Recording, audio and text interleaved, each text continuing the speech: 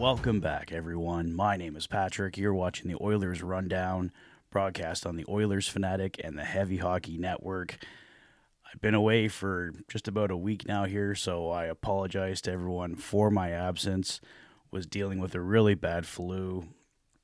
As you can probably still hear my voice, still getting over the tail end of it, but hopefully it will be in my rearview mirror in the next couple of days. But thank you all for your patience, for your understanding, and yeah, I'm going to give this another kick in the can here, see if I can get things going back here on the Oilers Fanatic, and of course, if you're watching the Oilers Rundown over on the Heavy Hockey Network. Obviously, a lot happened over the past week. I don't think I need to recap every single last thing. I'm sure most of you guys heard most of the news in other places. Obviously, one of the big interesting news pieces was Jeff Merrick from the Nation Network coming up that there was a proposed trade for Nikita Kucherov for Leon Draisaitl back in 2019.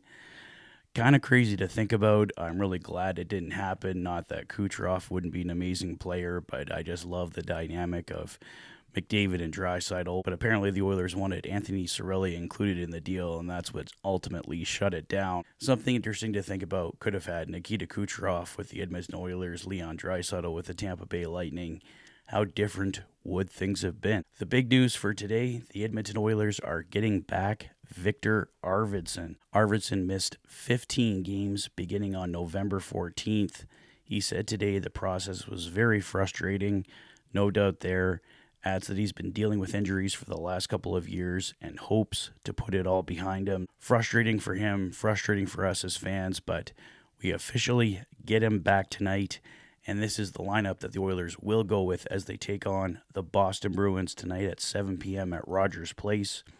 The Oilers will have a top line of Nuge, McDavid, and Hyman, Podkolzin, Draisaitl, and Kapanen on the second line, Arvidsson, Henrique, and Brown on the third line, Jeff Skinner, Matthias Janmark, and Corey Perry on the fourth line.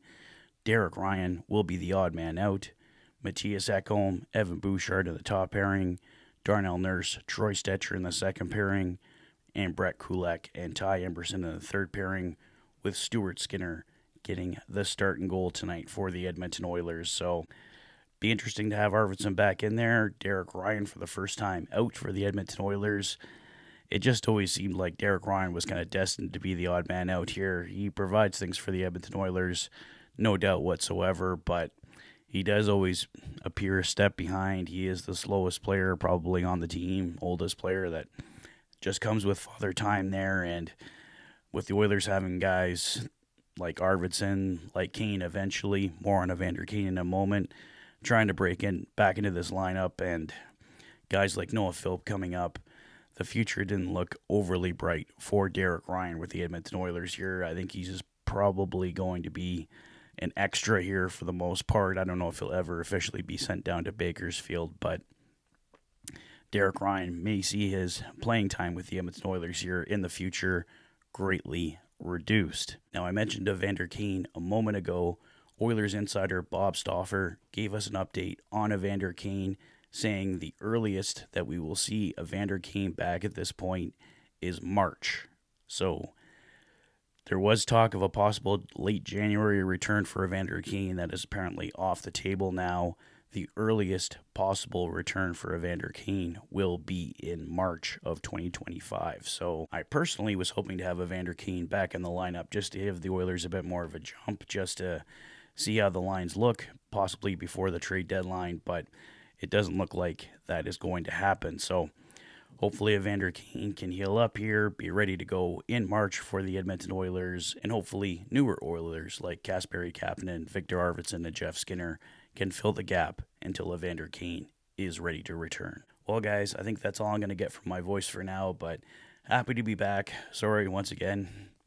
This is the best I can do right now, but wanted to get back with some more content for you guys. So hopefully the Oilers can get back in the win column with a win over the Boston Bruins. Once again, the game goes down tonight at 7 p.m. at Rogers Place. Viktor Arvidsson returns. Evander Kane, we're going to have to wait a little bit longer. Let me know your thoughts on tonight's lineup. Do you think the Oilers get back in that win column? What do you think about the delay on Evander Kane? Let me know your thoughts in the comment section below. If this is your first visit to the channel and you like what you see, please consider liking and subscribing for all the latest Oilers content. You've been watching the Oilers Fanatic. Thanks for being a fan.